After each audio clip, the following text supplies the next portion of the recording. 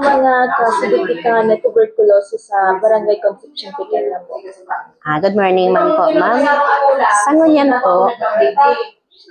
ngunyan po, ma'am, ang samuyang mga kaso igdikan sa NTP and sa tuberculosis, dakol po.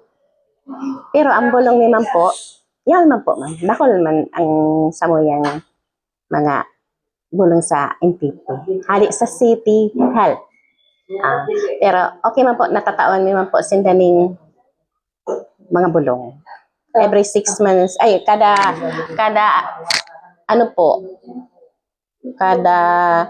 ano ninda dyan sa City Health Enroll, ipo-forward mo man po, digdi yun, sa indang, go forward, digdi sa mo, tapos enroll mi duman, nakuha kaming sa anong na bulan ng bulungan, tapos kami na po, igdi ang minadispense kan bulong ni aral daw.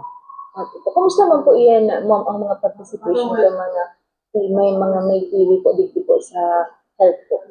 Kadaklan po, medyo nakakasunod sa pagbulong. Close kumpara ang kaso kang TB dito po sa barangay. Ay, po. Pila po mo? 200 plus na.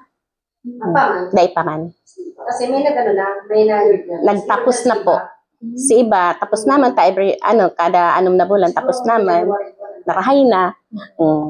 Sa TV. Ang message din na lang po, siyempre, kumbaga mabawasan din ang mga may kaso dito ng TV. Po. Pero naman po kami nag-aano dyan sa inda.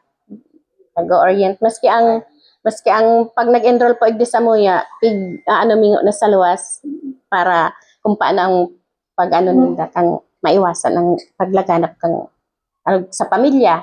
Maiwasan man yung mga kapamilya ninda na dahil naman maulaktan. Ano po digdi sa kaso kong TV? Ang mga ano po ba sa edad ng aki po ba? Igwa aki. Igwa pong mga aki. Kadaklan mga may edad-edad naman.